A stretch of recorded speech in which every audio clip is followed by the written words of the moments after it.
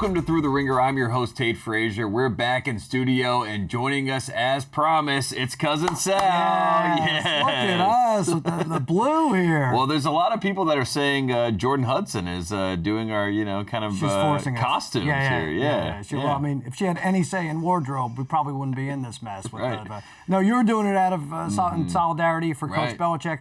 I'm doing it because I own 3 shirts that don't moire. That's an industry term. Right. Means disagree with the camera, and this is basically all 3 of them. It does not moire. Yeah, so no moire. Let's foray into some topics. Oh, my wow. goodness. Wow. Okay, all right. We're back in studio. We're having some fun. We're going to play some over-under reactions. And let's start here. The NFL draft just happened, Sal. It's not football, but it's close. And I say to you, the draft experts, the know-it-alls, the Kias, as I like to call them, are the ones who really need to be graded. Over or under reaction? What say you, Sal? Absolute underreaction. I want to grade Mel Kiper specifically. Yes. Honestly, he should win a sports Emmy for that performance. A nervous breakdown. He crashed out, as the kids like to say, right? I mean, there was no chance that was real. Was that real? Was that honestly? I think I saw one single tear come down. God, right? This is a guy who said he was going to retire if Jimmy Clausen wasn't a star in 8 years, and he's putting his reputation on the line. Like, how dare they let Shador slip? So I don't get it. Clausen might have like a Clooney career,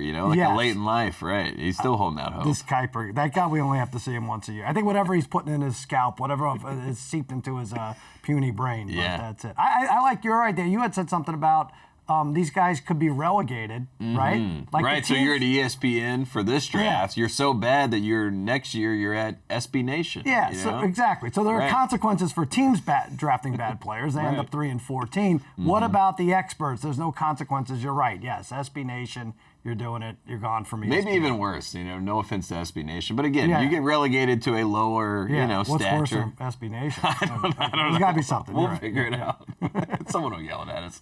Whoever it is, we'll be working next year. Yeah, we'll be right there. We'll be there over very soon. Next up, Jeff Ulbricht's stint with the Jets is still more embarrassing than his son's prank call to Shador Sanders. This is big news. Over or under reactions? I'm going to say under reaction. My biggest problem with the prank call is it was lame. It was like the kids were It wasn't a prank. It wasn't funny. Yeah, they're like unsure of himself. He's like, this is Mickey Loomis, the GM from New Orleans.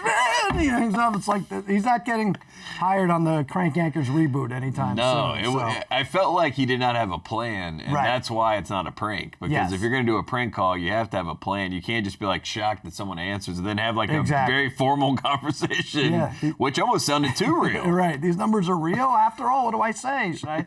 I don't know. But also, all these people calling for a punishment. Like, what kind of punishment do you want? Yeah. You have dozens of players in the leagues who have committed assault and been arrested, and they get to play. Like, what do you want to do to these kids who already apologized? Enough already. And Jeff Ulbrich, I mean, we've already seen enough. He's already coached, so it's not going to happen again, and that's probably for the best. Next up, Sal, Travis Hunter will win both offensive and defensive Rookie of the Year. Over or under reaction? I'm going to say overreaction. FanDuel Sportsbook has the odds on this up, by the way, Tate. They have plus 320 that he wins Rookie of the Year for either offense or defense, and plus 5,000 that he does it for both. But I don't think he's going to get enough snaps to get both. We're talking about as a receiver, what would he have to have? 9 touchdowns, 1,200 yards. As a defender, he's going to have pick a few passes, make some difference. I just don't think he's going to be able to do it. Just too hard to get to that next level playing with the Jaguars. But he should be good. Do you think Jacksonville will give him the snaps to do it? Because it does feel like that was a team that was willing to completely say, he is our franchise guy. Yeah. We're going to run him into the ground. He's our franchise guy. The dude with the long hair is going to be throwing you the ball. Yeah, right. Trevor Lawrence, congratulations. You're off the clock.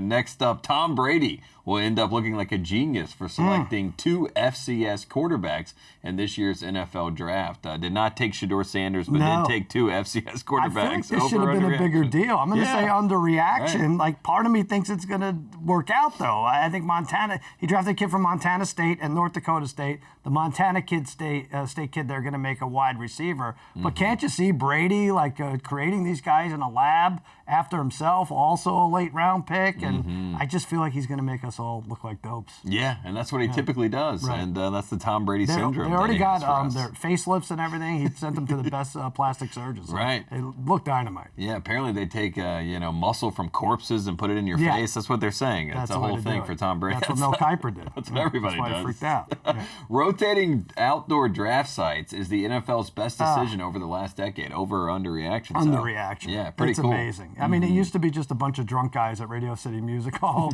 in New York. They didn't know what they were doing. Most of them were Giants fans who were upset either way. That's where the Rockettes would perform. Like, get off stage, ladies, kicking. But now it's hundreds of thousands of maniacs waiting in the cold for like 3 hours. And thank God it was a big pick, like a sexy pick in Matthew Golden for the Packers. That was great. That was just a great moment. Yeah. I mean, talk about Matthew Golden. Like, his career could be a dud, but that was a moment forever. That was big. That was just for them. I think they finally, they kind of looked at that. So I can't wait till it comes to L.A. It's going to be like 1 million people just waving from traffic. I was wondering, like, when I saw all those people in Green Bay, I think they said it was like 66,000 people outside at one point. Yeah. I'm just like, how much money would they have to pay to get 66,000 people in Los Angeles to stand outside? Yeah. Well, I don't know how much to pay an extra. Like, they do it all the time. True. So 66,000 extras. Yeah, SAG-AFTRA is going to be very happy when they come to town. Next up, Sal, OKC Thunder should go ahead and hold their NBA title parade during their break before the next round. Over or under reaction? 7 to 10 days is too long, by the way. They should not be home playing video games. They should be visiting their grandparents in the nursing home. Like, good boy. No, it's something productive so they don't get brain rot. Boys and Girls Club, something like that. They look damn good, but it was Memphis without their best player for a couple of the games. So I think Minnesota can put them to the test. No parade just yet. Not yet. Just hold out, OKC. Next up, the Milwaukee Bucks, Sal, would be wise to trade Giannis Antetokounmpo before the end of the week. Over or under reaction? Still 3 years on his deal. A lot of people talking about he has to go now. Okay. Still signed for 3 years. Maybe it doesn't have to be by the end of the week. 2 weeks at the most, though. I'm going to say overreaction. It can't get, but I do think they need to start fresh. Dame is 34. By the time he comes back from this injury, healthy. He'll be 36 and on his last year of his deal. Yeah, on the last year. They don't have a first-round pick this year. They're kind of in trouble here. So the Pelicans basically own their future, right? And they have pick swaps. We love pick swaps. They got a lot of pick swaps where they don't have the rights to make those pick swaps. Imagine saying the Pelicans own our future. Does it get more depressing than that? I don't think so. I don't think so. Last one, Sal. The Heat and the Grizzlies, speaking of depressing, destroyed the concept of a play-in tournament with their performances in the actual playoffs. Over or under reaction? Yeah, I'm going to say absolutely under reaction. I'll cut Memphis some slack. I mentioned it earlier. Ja Morant injured, maybe too many air gun celebrations without got stretching. the grenade celebration's nice, though. I think you like that one. Went off on his leg. Very sad. So, but this Heat team, they lost by 122 points in 4 games. They were despicable. We don't need to see that Friday night, 9-10 game, whatever the hell that is, 8-9 to get into that. It's really better off showing Celtic City on a loop. I'm just saying. It's the greatest 9-point It is great. You can save it till after the playoffs when you have some downtime, or you can watch it during the playoffs. Exactly. Regardless, any NBA fan, go check it out. It's great stuff. But the Heat and the Grizzlies, not great stuff. Also, the play-in gives you this false hope because you see your team play another team that's not very good, and then it's a great game, and then you win, and then you start. Heat fans in my life are like, maybe we can win this series. Like Cleveland doesn't want to see us. It's all false hope. Yeah, it's all false hope, and obviously they did see them, and they saw them out of the door in 4 games. So there you go. Next up, let's call up the Riverboat captain. Let's do some prop culture. This is a fun one. We are not very far into 2025, Sal, but the Riverboat captain has a question for you. What was the worst call of 2025 so far? Let's start here with the favorite Shedeur Sanders Brink phone call, -700. We got Nico Harrison's call to Rob Pelinka, +150. Bill Belichick wearing the ripped Navy sweatshirt for a CBS Sunday interview, +500. Sal ordering Dave & Buster's Brussels sprouts to a master's party, +7,000. And we got the field at even odds. What say you, Sal? First of all, the Brussels sprouts was a great call by me. I had it DoorDashed. We rented a house in Augusta, and God forbid, David Chang, that we have a meal that's now the caviar souffle, 4 meal days. He was upset about that. It was from Dave & Buster's. He didn't like that. He didn't like that. Forget it. We wouldn't have known it was from Dave & Buster's. Welcome to Georgia, by the way. I mean, Dave & Buster's, it's nice in Georgia. Right? Yeah. Oh, I liked it. Yeah. I mean, look, I had pigs in a blanket, and we also had cheese curds, and Joe House got sick through the night. He woke up. It wasn't good. The worst call, Pope Francis 911 call, not good. Not good. Rush him to the Pope Mobile. Do you wait for the ambulance? Meeting with J.D. Vance, also not good. Yes, that's not a good call. Man, my actual answer, worst call, Worst call was a Zoom call we had last week for Cousin Sal's winning weekend. Producer Sarushi was on it. We were waiting for Harry, my friend Harry, part of the D3, to come on. No audio in, no audio out. He's at a hotel in Palm Springs inexplicably, and we could not, after 45 minutes, get him to properly be heard. So I just made him sit in the 4-box and watch us as we did our thing. Yeah, my favorite is defending Harry, you know? Like, I like saying good one, Harry, but when I hear things like this, there is no defense. I think that is, it's a really worse, that's a bad call. That's a bad call by our guy, Harry, so I think that's a good one. You get that at even odds. I'm going to do Nico Harrison, just the initial phone call, the fact that he even floated the idea of Luka Doncic. I think that's something Talking about prank calls. What was that? I think Rob Pelinka still is laughing to himself as he goes to bed at night. So plus 150, I like the value there. So I'll take Nico's call. But yeah, I mean, the Brussels sprouts, Sal, I got your back. You're in the middle of Augusta, Georgia. Where are you going to get nice Brussels sprouts? Exactly. Come on. God forbid we have some greens. Come on, let's have some greens. I'll turn it over to you. All right, and let let's you do set it. some lines. Yeah, these are lines not found on FanDuel Sportsbook. Don't look for them. You're not going to find them. I ask you, Tate, over under a half current NFL coaches you'd be willing to die for. One of the draft picks, I don't know if you saw this for the Lions, Ahmed Hassanein, got emotional on the call with Dan Campbell and said, I would die for you. Now, I see some of these guys seem, when they get the call, they're... Will Campbell with the Patriots said he would die for Drake May. He would die for his quarterback, but not the coach. Not the coach. Right. So how many over, under a half go? Some of these guys on the call are not gracious at all, but that might be taking it too far. What do you think? Well, the word that changes everything for me is current. Now, if you said former or you just said NFL coach, I would say one, Bill Belichick. Oh, okay. As you can tell by my wardrobe. Yeah, I was wondering what that was about. That's what it's about. Okay. So there would be one, but current there would be zero. Under? I'm going to go under. Wow. I'm going to go over. Brian Schottenheimer, Todd Bowles, David Canales. I die for all of them. I love this Kellen league. Moore. I love the league. I love it. I can't let it go. I take an arrow through the skull. I think that's great. All right. Over under. Tate and his girlfriend and Bill Belichick and his girlfriend will go on over under a double date this season in North Carolina. Take it away, Tate. I don't know if it's going to be in North Carolina, but I do think it needs to happen. I will say my girlfriend Riley did turn to me at one point and said I would be friends with her just to help the situation. You know what I mean? Basically as like a people helping people thing where she's like... Riley's off camera. She's saying we're not going to talk about this. We're not. She said we can't talk about this. Yeah, Sorry, next Riley. topic. I'm going to sit here frozen as we move on. Well, I want to set it up with you and Riley and Jordan and Bill. Just go to a We need Lombardi. We need Lombardi and Millie. That's what we need. Yeah, Lombardi and Millie. All right. I'm going to take the over, though. I'll take the over. All right, this one, I feel like I know we're up against the time here going into the break, but over under 57.5 normal-sized men would beat up a gorilla.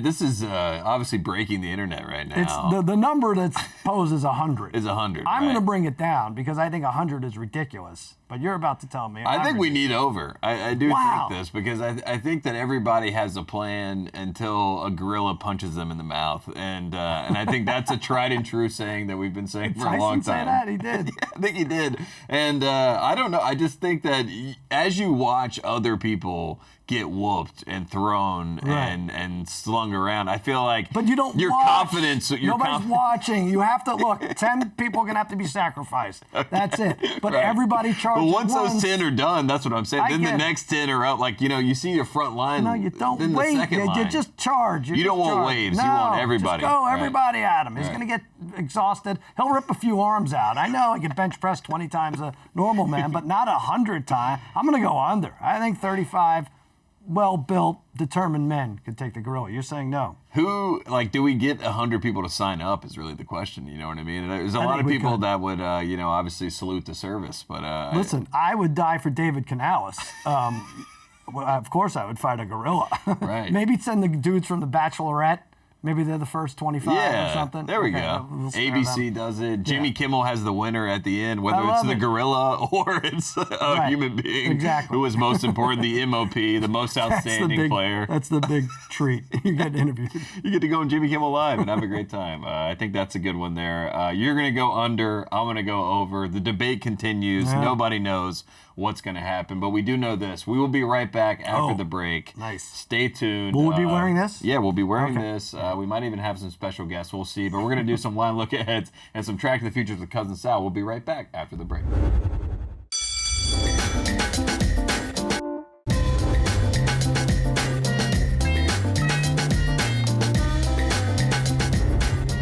Welcome back to Thru the Ringer. We're here in studio with Cousin Sal, and it's Sal's favorite time of the year, NBA playoffs. You're absolutely right. It's fine. Listen, I do this thing where I bet both teams playing minus 9.5. It has not worked out, which means the games have been closer. I don't think they're as great as everybody else. Last year, it was an incredible thing. Crushing. Yeah. Anytime that you point to something, that's when things go That's awry. the problem. Right. I should have left my mouth But shut. it's part of the job, right? Yeah, you have to point it out. But when you do point it out, it doesn't happen. Right. I don't like getting the death threats part of the job. That specific aspect of it, but it's okay. Yeah. It's just part of the gig, right. That's what we all say. Let's do something that's part of this gig. Let's do a line look ahead, and let's look at the Lakers taking on the Timberwolves. Lakers minus 5.5 in this one. 209.5 is the number. Sal, what do you like in this game? What are you looking at? I kind of like the Lakers a little bit, but it's a little high. I'm impressed with this T-Wolves team and Dan Edwards. He's just spectacular, and I bet them to win the series, so I'm looking all right there. I said earlier the T-Wolves could give OKC some trouble. I don't want to jump the gun yet. As for Game 5, Lakers probably force a Game 6, but I'm going to go Luka. I'm going to go player prop. Luka under 40.5 points and rebounds. That's minus 108. The Luka numbers are inflated, much like he was in Dallas his last month or so. It's a good bar. I don't blame him. This barbecue, it's great. 40.5 too high. Under in 13 of his last 17 versus top 10 defenses.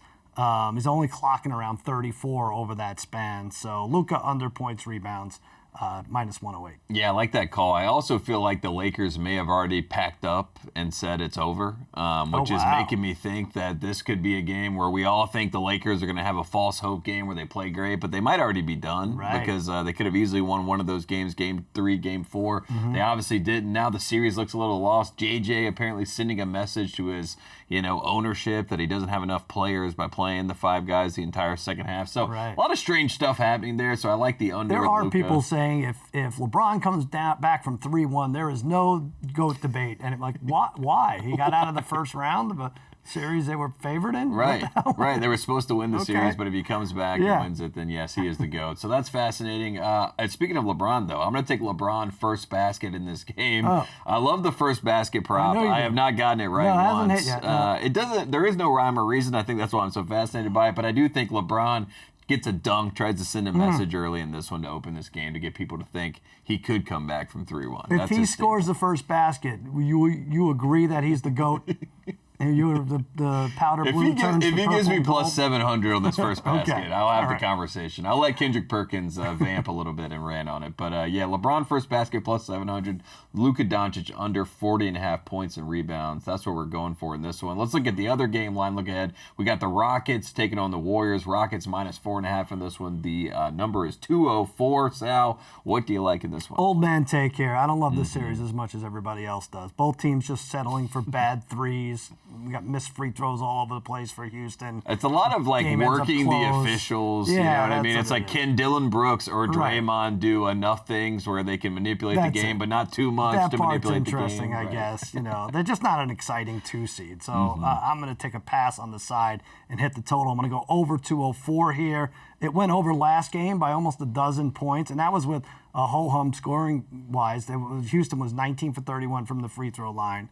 Jalen Green was lost, usually better at home. Curry had a pedestrian game, so I think these points are going to come together, and we're going to see some positive numbers, and that eventually is Wednesday night. Rocks, Dubs, over 204. I like the over there. It does feel like the narrative around this series, because everyone was saying how physical it was, it's 90s basketball. It seems like everybody wants to hammer the unders here, and I like that you're zagging with the over. I'm going to take another first basket. This one, another big swing here. Fred VanVleet, first basket in this game, plus 1,200. This is not a sharp telling you this. This is just a guy who thinks this is a hilarious prop bet. You did your research. Just a host, just a mere host sitting up here. Don't send me those death threats, but Fred VanVleet, first basket, plus 1,200. I like it. I need to see it. I want some more of it. So come on, FEV. Let's get it done. Plus 1,200. The over as well. We'll take another line look ahead. If you're a fan of some good, fun, old-fashioned hockey, obviously you're enjoying the NHL playoffs. Yeah. Sal, you got an NHL play of the day for Wednesday. This is a fun one. Winnipeg won the first 2 games. St. Louis won the next 2. Now it's Game 5 in Winnipeg.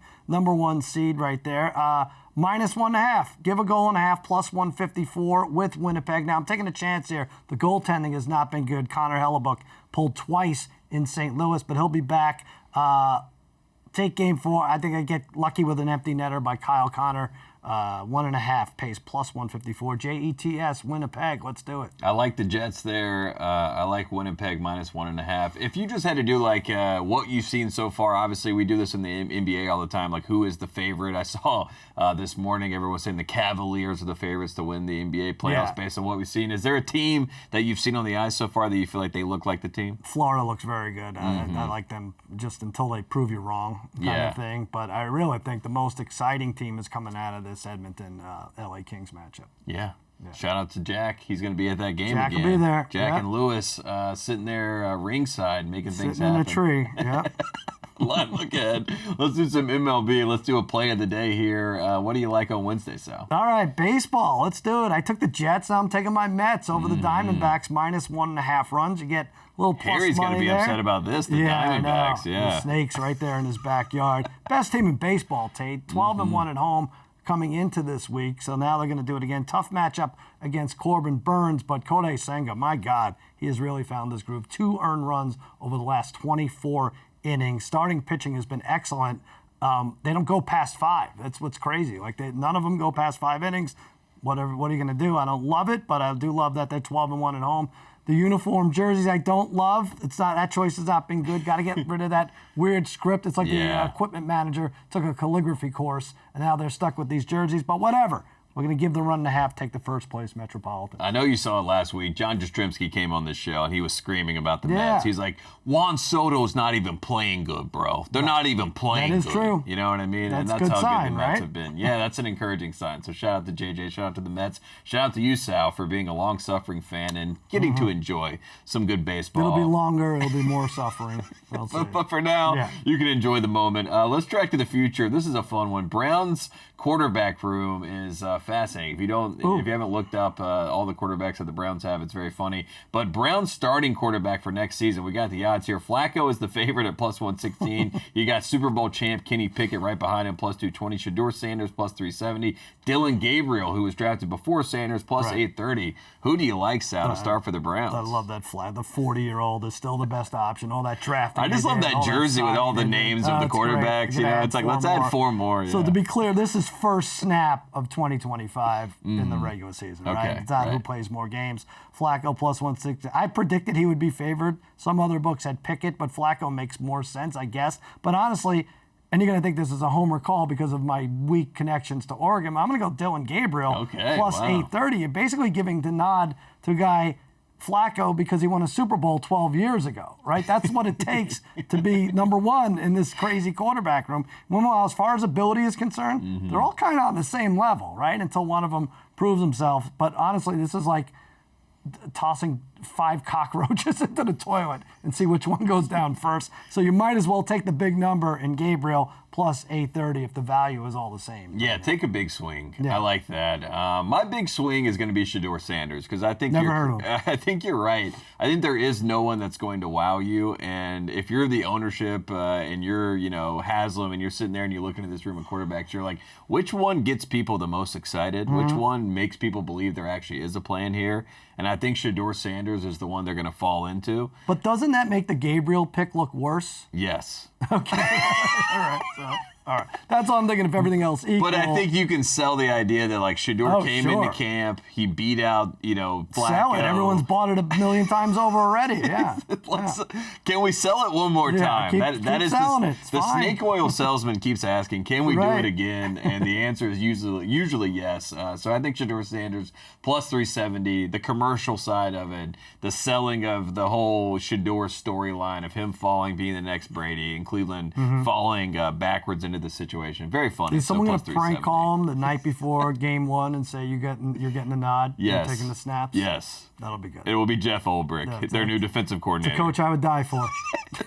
Another one added to the list. Last track to the future, Sal, NFL rookie prop. The number 1 pick who is honestly the most under-discussed number one pick maybe ever. Eric Fisher might be in that camp, 2013 number one pick, who wasn't that great. But, it's unbelievable to me, the Cam Ward conversation. But again, Cam Ward TD passes over under. The line is 18.5. What do you like here, Completely Sal? overshadowed by Shedeur. I'm going to say under. I like taking the unders with these rookies. And hats off to FanDuel for putting these up already. You got Cam Ward. You got a couple of these guys. You got McMillan.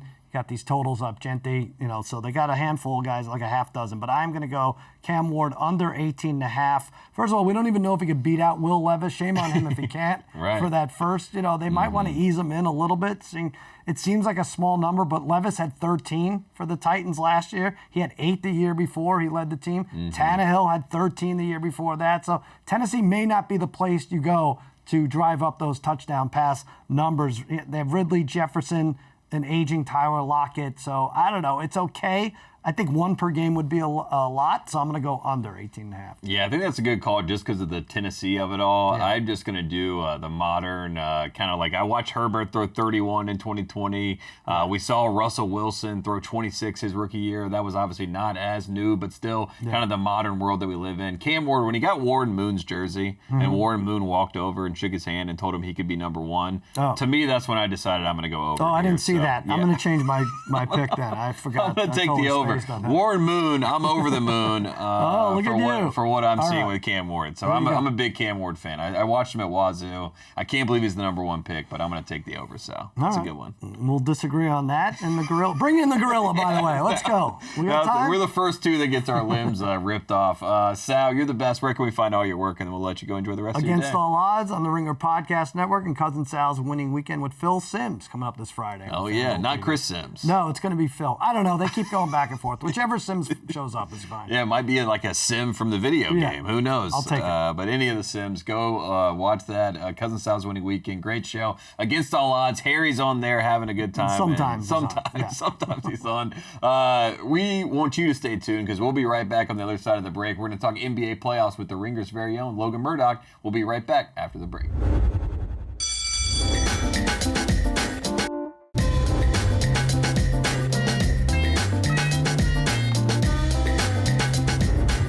Welcome back to Thru the Ringer. As promised at the top of the show, joining us now, the realest one from Real Ones, it's Logan Murdock. Logan, first round of the playoffs. How you holding up, man? A lot of basketball to intake, but it's been good, right? You've been enjoying the first round so far.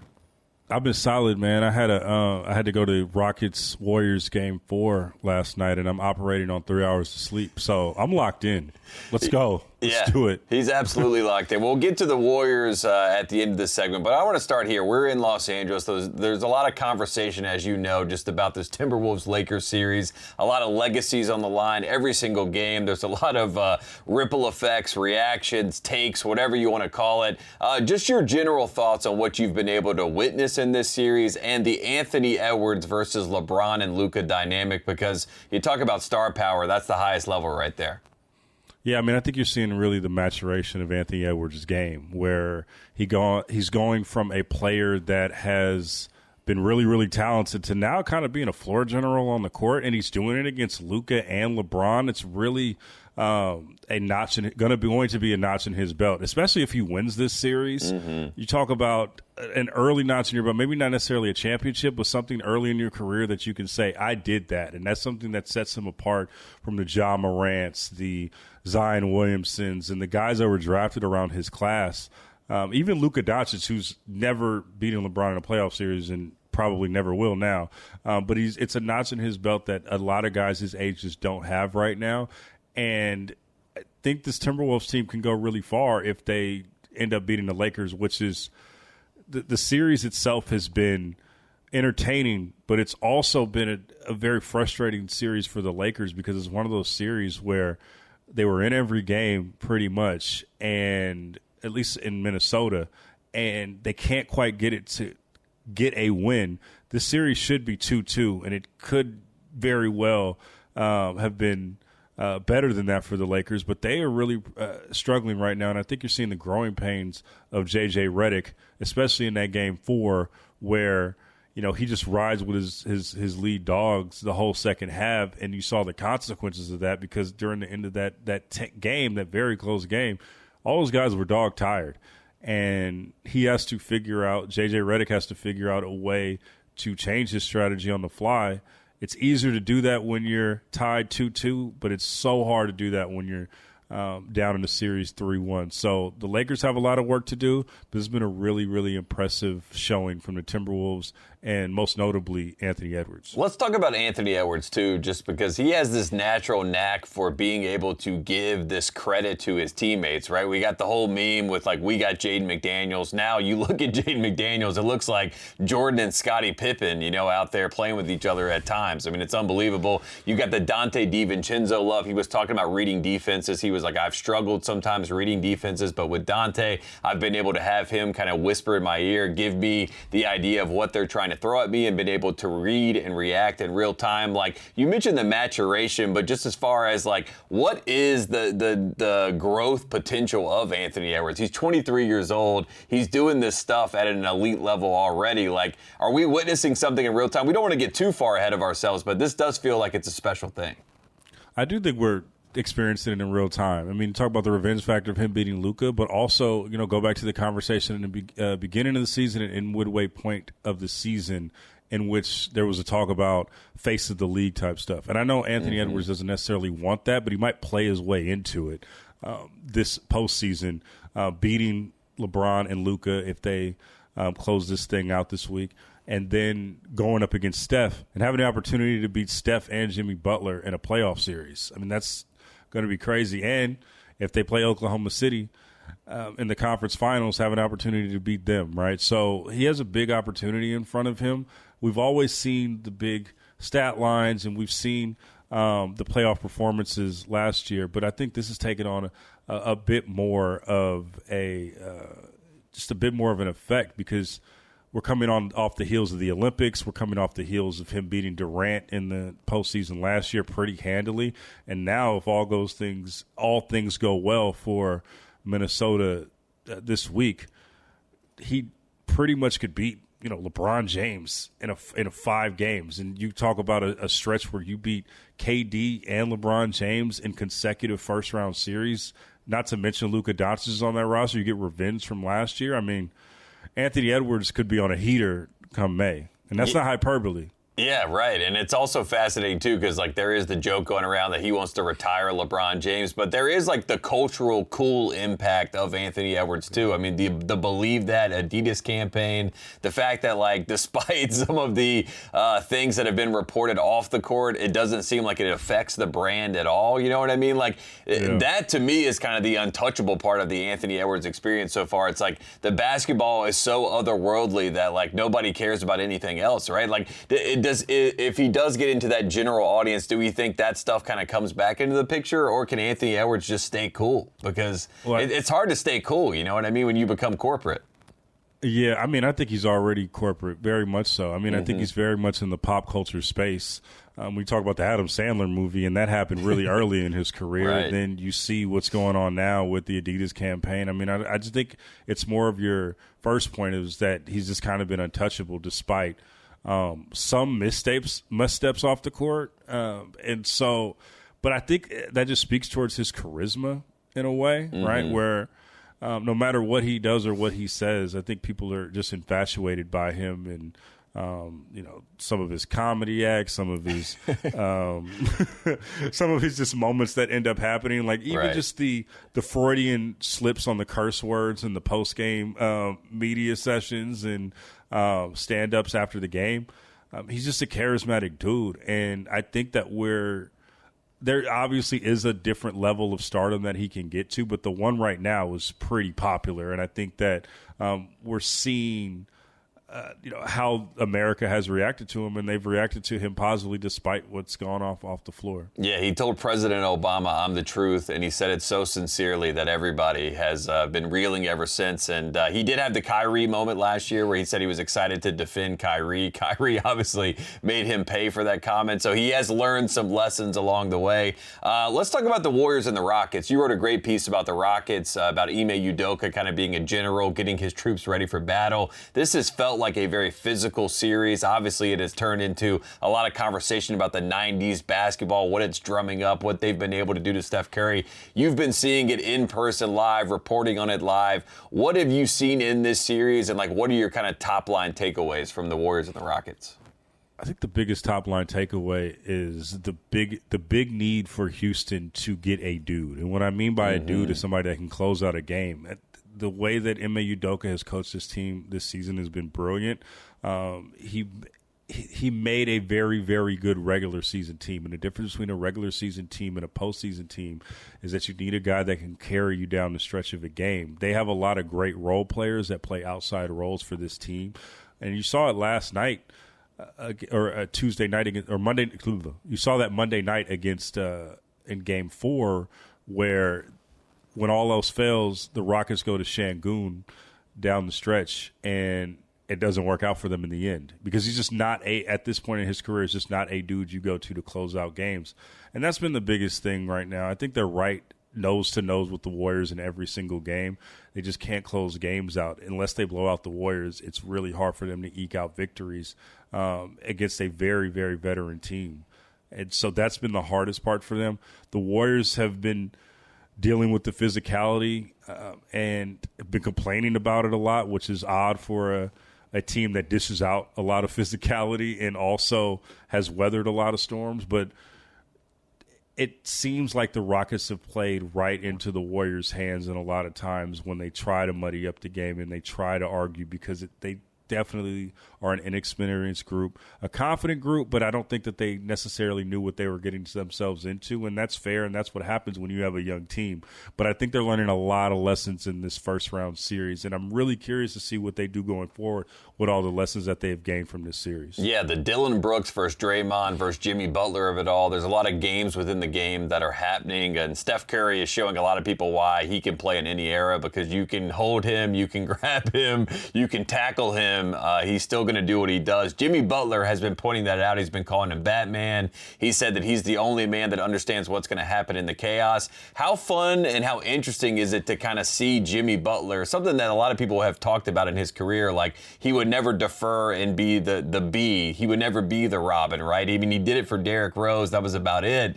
But with Steph, it seems like he slid right in. He's been comfortable being that, and he has almost championed the Stephen Curry cause. Like, what have you seen from that aspect, and how fun is it to kind of watch Jimmy Butler be in awe of Steph Curry? It's been really fun, and I think that, to be fair to Jimmy, he never really had a guy to defer to that was as talented as Steph Curry. You know what I mean? In terms of talent level, in terms of stature in the league. And also a new team in this way, where this is the first team he's been traded to, where he has to fall in line as opposed to being the arbiter of culture for that team like he was with the Heat. Right here, he just kind of falls in line, plays dominoes with the assistant coaches, and instead of setting the table, he takes a seat at the table. Right. Exactly. He's never had that before, and I think he's enjoying that role too. Not to say he's not a leader within the locker room, but he's kind of just assimilating as one of the guys. I mean, the Warriors have two pillars in there in that locker room, and Draymond and Steph, who are two totally different types of leaders. And to their credit, they've really embraced Jimmy. They've had him over Steph's house after one of his accomplishments this season. Just drank wine and told stories, and really got close in such a short window. And I think that a lot of it has to do with the Warriors culture and what they've built, and a lot of that also has to do with the new start that Jimmy has gotten. He's really happy to be on the West Coast, and he's really happy to be in this free-flowing, hippie-like organization of the Golden State Warriors with the vibes that have been curated by Steve Kerr for the last 10 years. Jimmy is really doing good with that. And also it helps that he got $120 million from this organization. I think that helps a little bit too.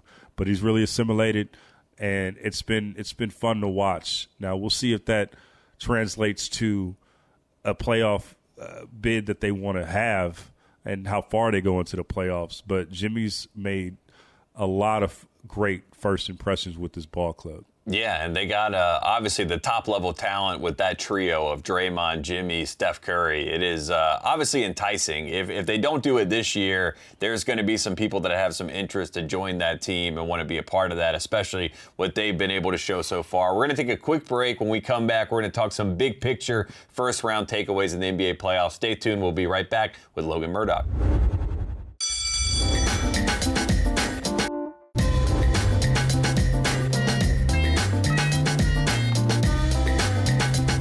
Welcome back to Thru the Ringer. We're talking NBA playoffs, and we have brought in a Ringer expert, of course, on all things NBA and all things real. We got Logan Murdock here, and let's ask a simple question. You know, if you're a novice fan, casual fan, you see a 1 seed, and you say to yourself, who has the best chance to win the title as a 1 seed? We got the Thunder, we got the Cavaliers. Obviously, the Celtics are the champs right now as it stands. Thunder plus 150, Cavs plus 490. There's been a lot of, I saw Stephen A. Smith this morning said the Cavaliers have the best chance to win the title. Logan Murdock, looking at the 2 1 seeds, who do you lean towards and who do you like?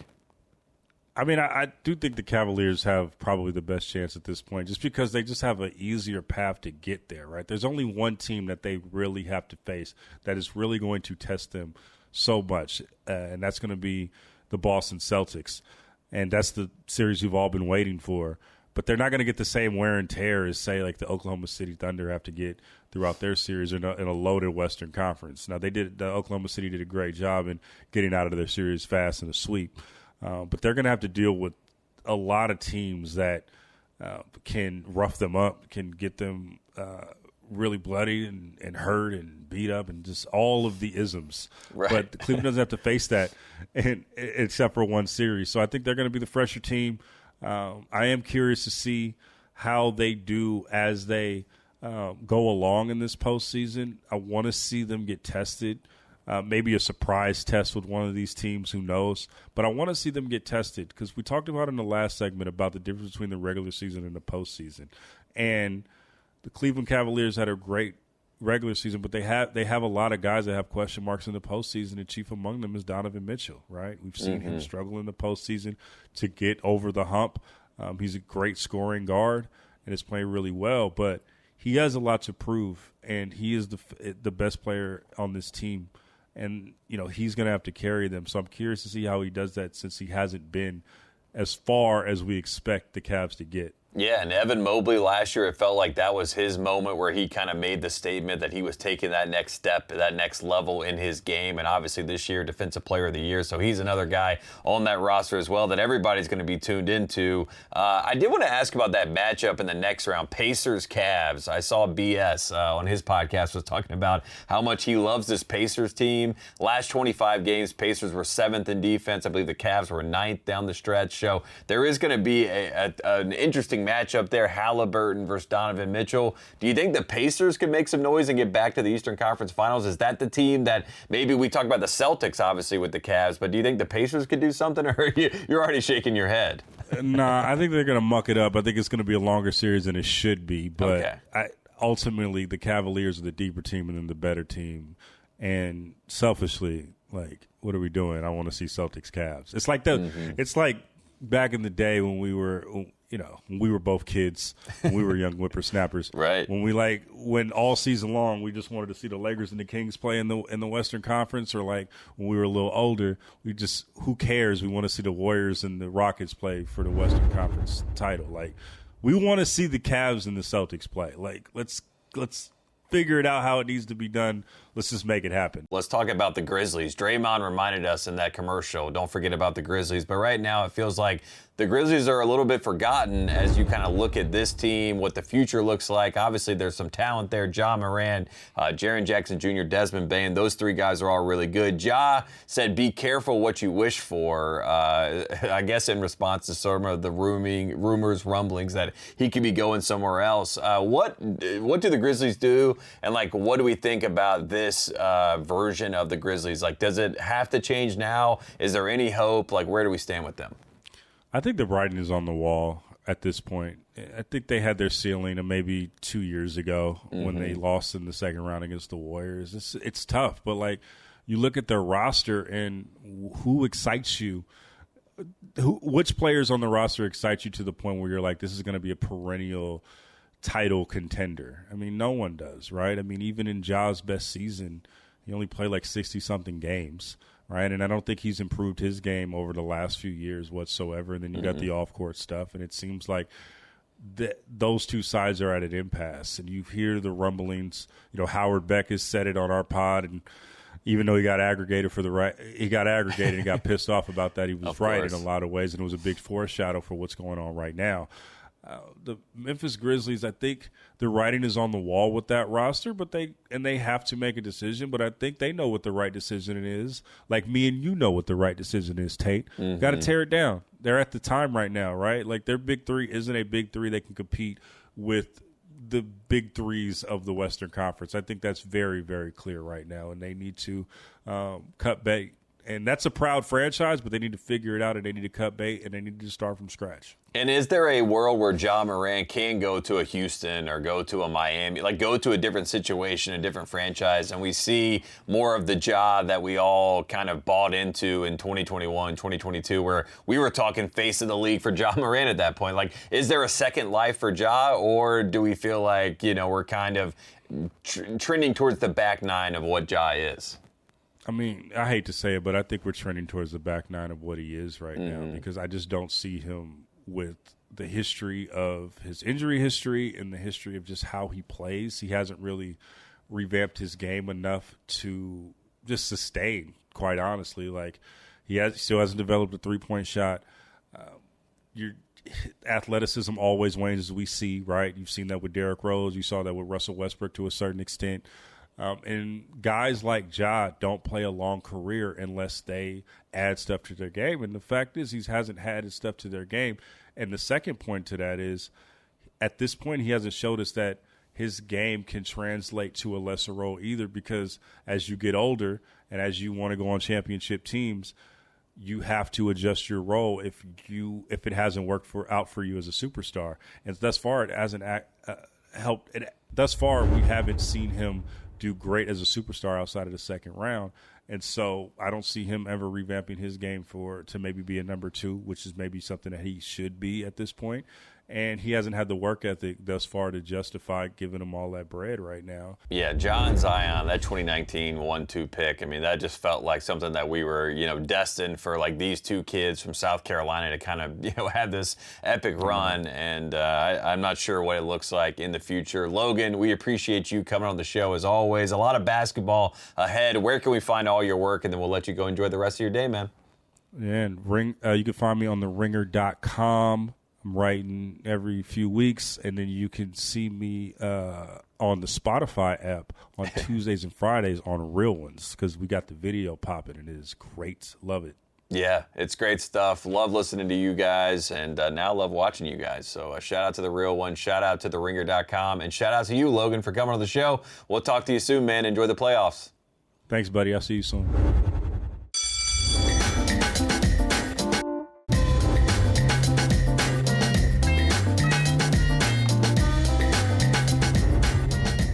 There you have it for another edition of Thru the Ringer. Thanks to Cousin Sal, as always, for coming through and having some fun. And we're back in studio, so it's always good times. And thanks to Logan Murdock. Shout out to The Real Ones. Go watch their show. They have a lot of fun on there. And again, you get some NBA news. This has been a fun show. As always, we appreciate you tuning in, and we will see you next week here on Thru the Ringer.